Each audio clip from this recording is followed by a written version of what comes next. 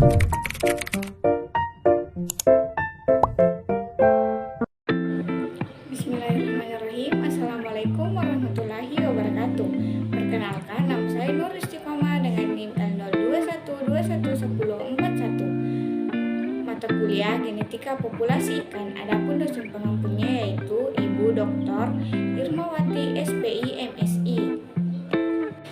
Genetika populasi merupakan satu cabang ilmu hayati yang membahas tentang interaksi gen dalam suatu populasi. Bahasan khusus pada genetika populasi ini diantaranya yaitu indeks perbedaan antara dua populasi, pertukaran gen, mutasi netral yang bermanfaat untuk mengkaji keragaman hayati pada tingkat molekuler. Sel merupakan unit terkecil secara struktural maupun secara fungsional pada suatu makhluk hidup.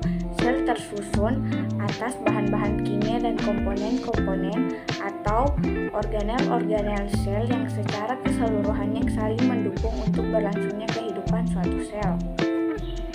Sel tumbuhan dan sel hewan mempunyai banyak persamaan.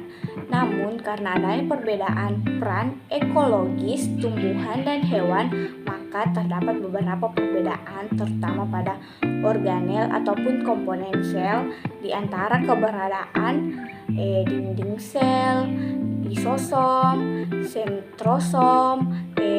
sentrosom, plasida, vakuola, dan beberapa karakter lainnya. Pada perbedaan sel hewan dan sel tumbuhan dapat dilihat pada gambar tersebut. Perbedaan pada bentuk selnya. Pada sel hewan ini dapat berubah bentuk karena tidak adanya dinding sel atau tidak memiliki dinding sel, cenderung dipengaruhi oleh sitoskeleton. Terus kalau pada sel tumbuhan ini sendiri bentuk selnya kaku dan jarang berubah bentuk, serta cenderung dipengaruhi oleh kehadiran dinding sel. Terus dinding sel pada sel hewan itu tidak memiliki dinding sel, sedangkan sel tumbuhan itu memiliki dinding sel. Lisosom, kalau lisosom itu sel hewan memiliki lisosom. Terus pada sel tumbuhan yaitu tidak ada atau jarang. Terus plastida, kalau pada sel hewan ini sendiri tidak memiliki plastida. Sentrosom, kalau sentrosom itu ada pada sel hewan, sedangkan pada sel tumbuhan yaitu tidak ada atau jarang ditemukan. Terus yang kedua yaitu peroksisom, itu ada pada sel hewan, ada juga pada sel tumbuhan tetapi jarang ditemukan. Kalau terus glikisisom tidak ada pada sel hewan, ada pada sel tumbuhan. Terus vakuola itu pada sel hewan itu ada kecil dan tidak. Terus kalau pada sel tumbuhan itu sendiri ada tapi permanen. Ekspresi gen adalah proses penentuan sifat dari suatu organisme oleh gen. Suatu sifat yang dipunyai oleh suatu organisme merupakan hasil dari proses metabolisme yang terjadi dalam suatu sel. Proses metabolisme ini terjadi karena adanya suatu enzim yang berfungsi sebagai katalisator proses-proses biokimia. Enzim dan protein lainnya diterjemahkan dari urutan nukleotida yang ada pada molekul mRNA, dan mRNA itu sendiri disintetis berdasarkan utas cetakan DNA.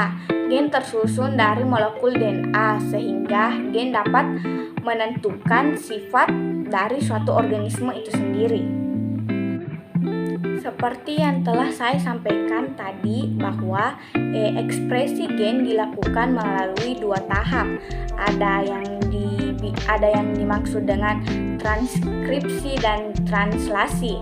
Transkripsi itu sendiri yaitu proses yang terjadi pada dalam inti sel, sedangkan translasi itu berlangsung di sitoplasma, sehingga RNA harus dikeluarkan dari inti sel ke sitoplasma.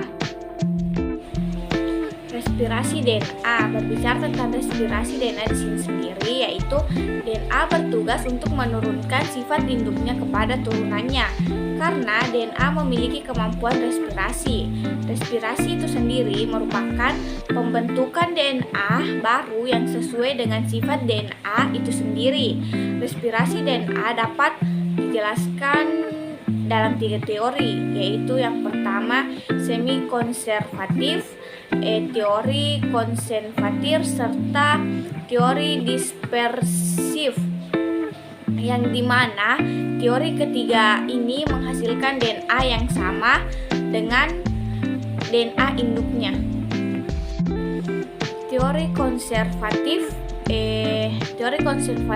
ini menjelaskan bahwa DNA bereplikasi dengan menggunakan DNA lama sebagai cetakan untuk DNA baru. DNA lama disalin untuk membuat DNA baru yang sama persis tanpa mengubah DNA yang lama, membuat DNA yang lama tetap bertahan pada respirasi pertama, kedua, dan seterusnya.